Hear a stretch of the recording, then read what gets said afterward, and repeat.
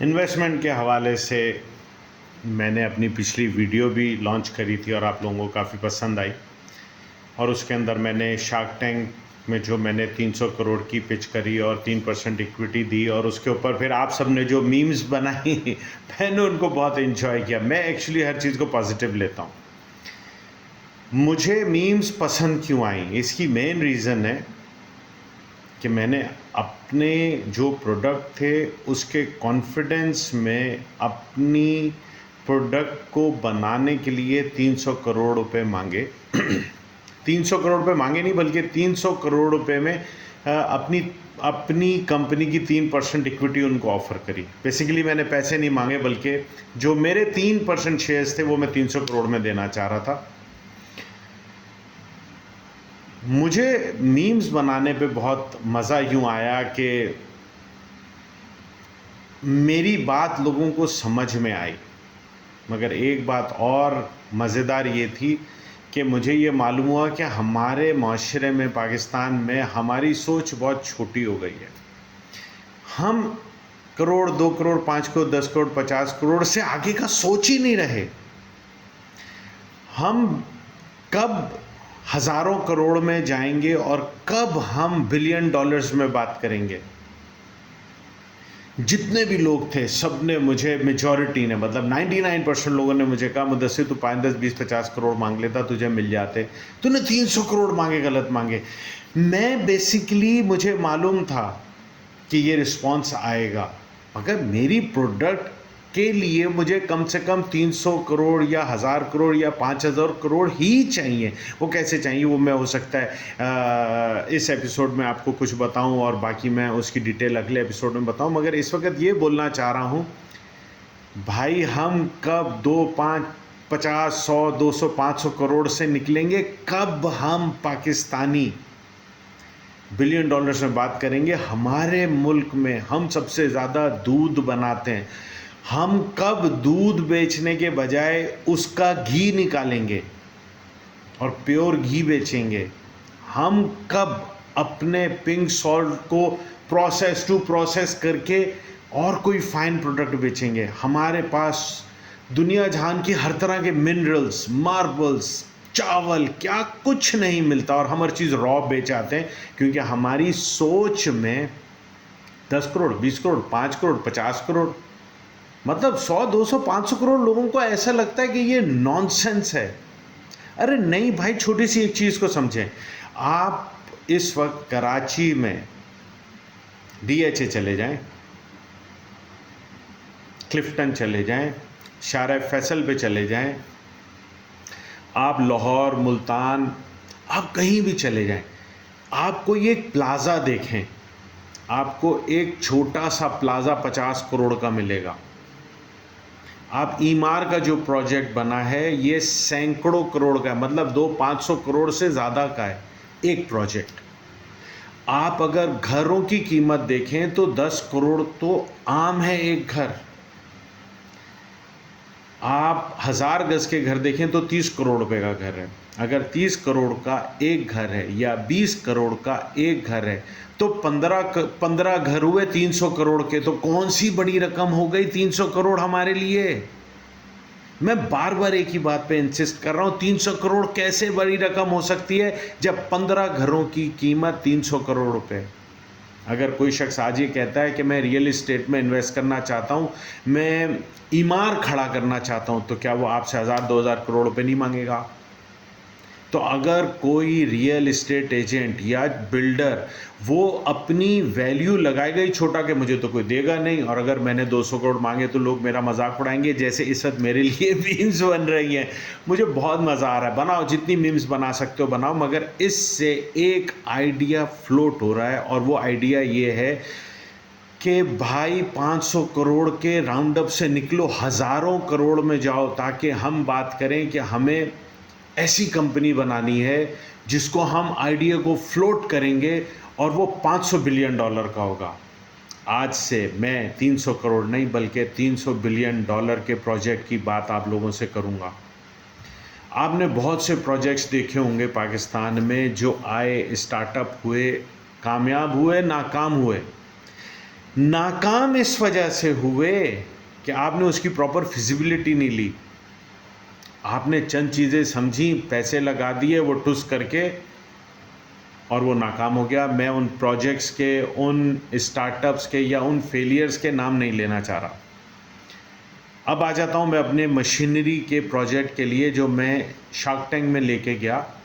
और shark tank में मैंने उनके सामने जैसी ही चीज़ अपनी रखी, उसमें से मुझे ये महसूस होता है कि वो सारे जहन बना के आए हुए थे 50 लाख, 20 लाख, 70 लाख, 2 करोड़, 5 करोड़, और इससे ज़्यादा हमने आगे जाना नहीं है। जो मेरा अपना ज़ाती तजुर्बा रहा, और मैंने ये समझा कि इंजीनियरिंग एक ऐसा इदारा है, एक ऐसा प्रोडक्ट है, एक ऐसा काम है, एक ऐसा बिज़नेस है जिसमें पाकिस्तानी या मेजॉरिटी लोग पैसा नहीं लगाना चाहते। मैंने 2010 में इसमें इन्वेस्टमेंट करना शुरू करी, और अगर मैंने 100 लोगों से बात करी, 100 लोगों ने मुझे कहा, मुदस्सिर हम पाकिस्तानी मशीनरी नहीं बना सकते।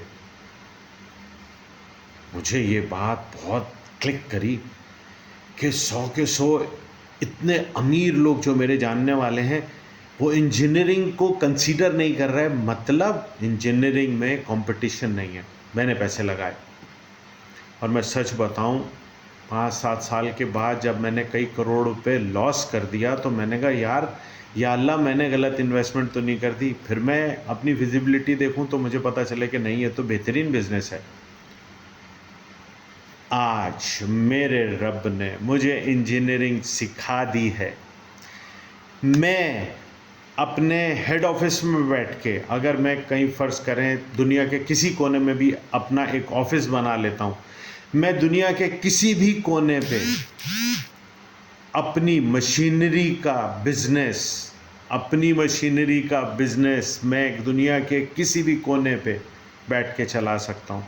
मैंने ऐसा फाइनेंशियल सॉफ्टवेयर डेवलप कर लिया है कि हर स्टेज पर, हर पुर्जे की, हर छोटे से छोटे प्रोसेस की लेबर कॉस्ट, यूटिलिटीज़ की कॉस्ट, प्रोडक्ट की कॉस्ट, रॉ प्रोडक्ट की कॉस्ट, उसकी प्रोडक्शन कॉस्ट, उसकी कन्वर्जन कॉस्ट, उसकी वेस्टेज, एक एक पैसे का हिसाब मिलेगा, और मुझे फैक्ट्री जाने की ज़रूरत ही नहीं है।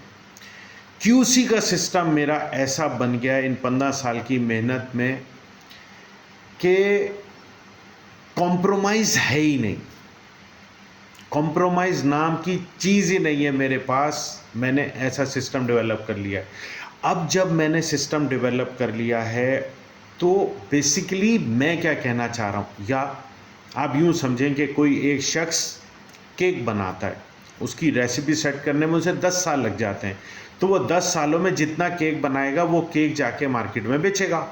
वो ये तो नहीं करेगा केक बनाया, अच्छा नहीं बना, मेरा केक पे रेसिपी पे मेरी कॉस्ट आई 100 रुपये, और उस केक की रेसिपी मुझे भी अच्छी नहीं लगी, कहीं से सड़ गया, कहीं से गल गया, कहीं से ऐसा हो गया, कहीं से वैसा हो गया, तो मैंने उसको डस्टबिन में तो नहीं फेंकना। हम गरीब लोग हैं पाकिस्तानी सारे, 100% लोग गरीब लोग हैं, क्योंकि जो आज मर्सिडीज़ पे भी घूम रहे हैं, उनकी मेजॉरिटी ने बैंक से रेंट पे मर्सिडीज़ ली हुई है, और जितनी बड़ी भी कंपनियां बनाई हुई हैं, उन सब के अंदर बैंकों के और इन्वेस्टर्स के और स्टॉक एक्सचेंज के पैसे हैं, वो उनके अपने पैसे नहीं हैं। तो हम बेसिकली, मैं कहता हूँ, हम पाकिस्तानी मुझ समेत हम सब गरीब हैं। तो बता रहा था कि वो जो केक है, अगर आज एक शख्स ने केक बनाया है, तो वो पहला केक क्या डजन में फेंक देगा? नहीं फेंकेगा। वो उसकी मटेरियल कॉस्ट अगर 10 रुपये है, 100 रुपये है, 500 रुपये है, तो वो क्या करेगा? वो बाहर जाएगा, लोगों को कहेगा रॉ मटेरियल कॉस्ट मेरी 100 रुपये है, इसको कन्वर्ट करने की मेरी मेहनत जो है वो 100 रुपये लगी है, 200 रुपये, आप एक काम करो 80 रुपये दे दो मुझे, ये ले लो। तो वो इस तरह से साल, 2 साल, 5 साल, 10 साल करते करते उसकी कोशिश ये होगी मुझे मटेरियल कॉस्ट मिल जाए, बेशक मेरी मेहनताना ना मिले डेवलप करने का। तब जाके जब उसकी रेसिपी डेवलप हो जाएगी, और उसके ऊपर उसने कई साल लगा के कई केक लॉस में बेच के, अब वो रेसिपी अपनी ले जाके किसी स्टार्टअप को कहता है भाई ये मैंने केक बनाया है, ये आप केक टेस्ट करो, और मुझे ये केक खोलने के लिए 500 दुकानें खुलनी है, मुझे आउटलेट खुलने हैं 500, और मुझे आप 500 करोड़ रुपए दे दें, 1 करोड़ रुपए का एक आउटलेट है, 500 खोलने हैं मुझे, तो भाई उन पे हंसना नहीं, उसकी बात को समझना। वो उसके पास रेसिपी है, वो उस रेसिपी में आपको हिस्सा देना चाह रहा है कि मेरी 10 साल की इस स्ट्रेसफुल लाइफ के मैंने 10 साल इन्वेस्ट किए और मैंने इसके ऊपर मेहनत करके ये रेसिपी बनाई है, ये रेसिपी रही मेरे हाथ में, इस रेसिपी को मैं बेच रहा हूँ, आप 500 करोड़ लगाओ, इसमें हमें इतने अरसे में ये 500 करोड़ का पे बैक आ जाएगा और हमारा नाम बच जाएगा और ये हो जाएगा और वो हो जाएगा, फिर आप उसके बाद फिजिबिलिटी कर लो। सिमिलरली मैं 2010 से आज तक मैंने असेंबलिंग से शुरू किया, मगर मेरा दिल भार ना सहा। लोगों ने कहा पाकिस्तान में लोग टेक्नोलॉजी नहीं लाते और ये नहीं करते और वो नहीं करते और गाड़ियाँ बन रही हैं और 100% यहाँ नहीं बन रही हैं। मैंने 15 सालों में 85% मशीन पाकिस्तान में बना ली है। सिर्फ रिवर्स इंजीनियरिंग करके उसका ड्राइंग बनाना होना तो रूह राज़ी हो जाती है। और मैंने कई मशीनें बना के और उनके पुर्जे बना के सक्सेसफुल सेल कर रहा हूँ प्रॉफिट में। बताने का मकसद ये है भाई, शार्क टैंक या कोई भी बैंक या कोई भी इन्वेस्टर जो मेरे साथ सूद के बगैर हिस्सेदारी पर मुझसे मेरी आईडीए पे मैं उसको कुछ परसेंट, 3%, 5%, 10%, 2% शेयर्स ऑफर करूँगा और उसके बदले में मैं उससे इन्वेस्टमेंट मांगूंगा। तो मैं क्या चाहूँगा कि मेरे पास इस वक्त तकरीबन 20 मॉडल तैयार हो गए। छोटे से छोटा मॉडल 36 लाख रुपए का है और महंगे से महंगा मॉडल 3 करोड़ रुपए का है। कोई भी एक मशीन की वायबिलिटी करने के लिए प्रोडक्शन करनी पड़ती है, उसके पीछे चूँकि मैं अपनी मैन्युफैक्चरिंग कर रहा हूँ तो मुझे वर्कशॉप चाहिए, मुझे R&D चाहिए, मुझे स्टील मैन्युफैक्चरिंग के लिए फर्नेस चाहिए, मुझे उन सामान को बना के जोड़ने के लिए असेंबलिंग यूनिट चाहिए, मुझे बेशुमार चीज़ें चाहिए। तो मैं कहूँगा मुझे 5000 करोड़ रुपए चाहिए। 300 करोड़ से अब कुछ भी नहीं होगा मेरे बिज़नेस में, क्योंकि 300 करोड़ के लिए मुझे एक बहुत ही इस्लामिक बैंकर ने, जो इस्लामिक बैंकिंग में अपने आप को पायनियर कहते हैं, नाम नहीं लूँगा, उन्होंने मुझे बताया कि मुदस्सिर तुम्हें 100 करोड़ का बेंचमार्क लेना चाहिए, स्टार्टअप लेना चाहिए, मिनिमम 100 करोड़ से शुरू करके तुम ऐसे ऐसे करोगे तो तुम अगले 2 साल में 300 करोड़ की फाइनेंसिंग हम तुम्हें अरेंज करा देंगे। बैंकर्स का काम और जो इक्विटी मैनेजर्स का काम होता है वो फाइनेंस अरेंज कराते हैं। तो मुझे बहुत बड़े इदारे ने ये बात करी, मगर चूँकि मैंने उनके सामने भी रखी कि भाई मैंने अपनी ज़िंदगी में कभी सूद पे काम नहीं किया, तो मुझे पार्टनरशिप चाहिए, मुझे सूद नहीं लेना, मुझे हिस्सेदारी चाहिए, बरकत वाला काम चाहिए, मुझे ऐसा काम करना है जिसमें मुझे मालूम है मैं सक्सेसफुल हो चुका हूँ। I am the only king in Pakistan in engineering, in slitting machinery, in automation. Automation के अंदर मैं रोबोटिक मशीन दे सकता हूँ, मगर अब उन सारी चीज़ों के लिए जो 2 करोड़, 3 करोड़, 5 करोड़ की मशीन बनेगी, अगर मैं 10 मशीनें भी बनाता हूँ 3 करोड़ रुपए वाली, तो मुझे 30 मशीनें चाहिए। मेरे अगर 10 मॉडल हैं तो 300 करोड़ रुपए हो गए।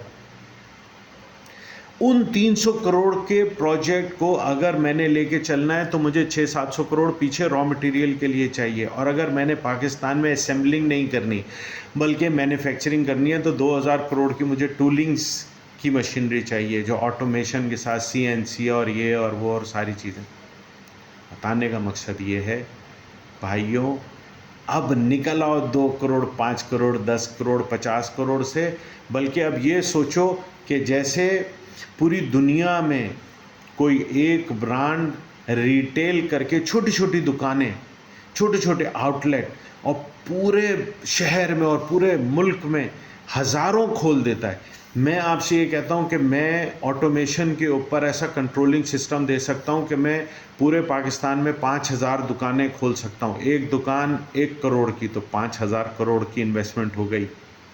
मेरे पास प्रूवन रिजल्ट्स हैं, मेरे पास प्रूवन प्रोजेक्ट्स हैं, चाहे शार्क टैंक हो या जो भी हो। जब तक वो मेरे प्रोजेक्ट्स को नहीं समझेंगे उस वक्त तक ना मैं उनसे पैसे लूँगा, ना उनको मुझे पैसे देने चाहिए। नंबर एक बात। नंबर दो, उसके बाद मुझे पार्टनरशिप में पैसे चाहिए, सूद पे नहीं चाहिए। तो हमारा 10 साल का, 15 साल का लॉन्ग टर्म कॉपरेशन क्या होगा? मैं 2010 में जिस फाइनेंशियल स्ट्रेंथ में था, आज इस डेवलपमेंट के बावजूद मेरा पाकिस्तान में नाम है। मैं एडवांस पैसे लेता हूँ लोगों से, और अल्लाह का शुक्र, अल्लाह का एहसान है, मेरी हर मशीन चल रही है। सिर्फ उन लोगों को जो आज अपना स्टार्टअप करना चाहते हैं, आपने अगर 5 साल 10 साल किसी चीज़ में इन्वेस्ट किए हैं तो दिल बर्दाश्ता ना हो। शार्क टैंक नहीं तो और सही, और नहीं तो कोई और सही, तू नहीं तो वो सही, वो नहीं तो वो और सही। और अगर मेरे रब ने शार्क टैंक या इस जैसे किसी वेंचर कैपिटल के दिल में बात डालनी है, उसको मेरी या आपकी या उसकी, जिसके पास भी, हम पाकिस्तानियों के पास प्रूवन प्रोजेक्ट्स हैं, वो किसी की समझ में जब आ जाए और वो आपके साथ इन्वेस्टमेंट करने लगे, कॉन्ट्रैक्ट ज़रूर पढ़ के समझ के साइन करिएगा, क्योंकि आपने 15 साल उस पर खून जलाया है, अपनी ज़िंदगी के 15 साल इन्वेस्ट करके आपने वो प्रोडक्ट बनाया है। मैंने 15 साल इन्वेस्ट करके स्लिटिंग रिवाइंडिंग मशीन के एक एक पुर्जे को सीखा है, समझा है, प्रोसेस को सीखा है, समझा है, और उसके बाद जाकर मेरी मशीन कामयाब हुई है। ये मशीन कैसे कामयाब हुई? पहला, अगर मैं कहूँ मैं एक स्लिटिंग मशीन बनाना चाह रहा हूँ, तो उसका बिल ऑफ मटेरियल, और bill of material banana engineering में एक बहुत मुश्किल काम है। मुझे बिल ऑफ मटेरियल बनाना आता है। मैं एक सुई से लेके फाइनल प्रोडक्ट तक का बिल ऑफ मटेरियल प्रोसेस के साथ बना सकता हूँ, बना लिया है। मेरे साथ एक बहुत अच्छा इदारा जुड़ गया है जो मेरे फाइनेंशियल्स, कंप्यूटराइज्ड फाइनेंशियल्स हर स्टेज पे, कि ये स्टेज पूरा नहीं हुआ तो सिस्टम ही, सॉफ्टवेयर ही अगले स्टेज को एक्सेप्ट नहीं करेगा, और हर स्टेज पे हर छोटे से पुर्जे की भी हर तरह की कैलकुलेशन मुझे देगा। तो इस तरह से अगर मैंने एक छोटा सा पुर्जा बनाया, उसकी कॉस्ट मेरे पास होगी। 10 पुर्जों को जोड़ के मैंने कोई एक छोटी सी मशीन या कोई एक ऑपरेटर्स बनाया, उसकी कॉस्ट मेरे पास होगी। 10 उन चीज़ों को मिला के मैंने एक प्रॉपर छोटी कोई मशीन बनाई और उसको अपनी मशीन के साथ जोड़ दिया, तो उसकी कॉस्ट मेरे पास होगी। और अगर 2000 पुर्जों को जोड़कर मैंने एक मशीन बनाई, तो हर पुर्जा, हर छोटी मशीन और पूरी मशीन की एक सुई तक का हिसाब अब मेरे पास सॉफ्टवेयर फाइनेंशियल सिस्टम में। इवन ये कि मैंने उसके साथ एचआर को लिंक किया है, अपनी वर्कफोर्स की और यूटिलिटीज़ की कॉस्टिंग को मैंने उसके अंदर रखा है, कि अगर मैंने एक पुर्जा दिया और उस पुर्जे के बनने में 30 मिनट लगे, तो वो हमारा सॉफ्टवेयर उसमें नोट करेगा। उसमें अगर 2 यूनिट बिजली लगी है, नोट करेगा। उसमें अगर 20 ग्राम वेस्टेज आई है, नोट करेगा। हर चीज़ नोट होगी। मतलब आपकी लेबर की साल की परफॉर्मेंस मिलेगी, कौन अच्छा परफॉर्म कर रहा है, और उसकी परफॉर्मेंस पे हम उसकी सैलरी बढ़ाएंगे या कम करेंगे, या उसे प्रमोशन करेंगे, प्रमोट करेंगे या निकाल देंगे। ये सिस्टम हमें बताएगा किस शख्स ने क्या परफॉर्म करा है, किस पुर्जे की क्या कॉस्ट आई है, उसकी टाइमलाइन क्या थी, उसने कितना डिले करा, कितना जल्दी बनाया, अगला कैसे जल्दी बन सकेगा। मैं ये सारी चीज़ें करने में कामयाब हो गया हूँ। और सारी चीज़ों में एक बात, मेरे पाकिस्तानी भाइयों, हमारे पास सोने की कानें हैं, तेल की कुएं हैं, हमारे पास क्या नहीं है। अब एक चीज़ जो नहीं है वो ये है कि अब हम बिलियन डॉलर में अपने प्रोजेक्ट्स को डिज़ाइन करेंगे। 100 करोड़, 200 करोड़, 500 करोड़ बस बहुत हो गई। 300 रुपये का डॉलर हो गया, अब 300 करोड़ की कोई वैल्यू नहीं है, ज़ीरो वैल्यू है मेरी नज़र में। हमें अब वो प्रोजेक्ट डिज़ाइन करने हैं, वो सोचने हैं, अपनी नेक्स्ट जनरेशन को वो चीज़ देनी है और वो इन्वेस्टमेंट्स लेके आनी है यहाँ पे, जिसमें हम ये कह सकेंगे 5 साल के बाद हमारा प्रोजेक्ट, मेरा लगाया हुआ पौधा 500 अरब डॉलर का हो जाएगा। खुश रहें, मेरे साथ जुड़े रहें और बड़े प्रोजेक्ट डिज़ाइन करने के लिए हिम्मत पकड़ें। Have a nice day.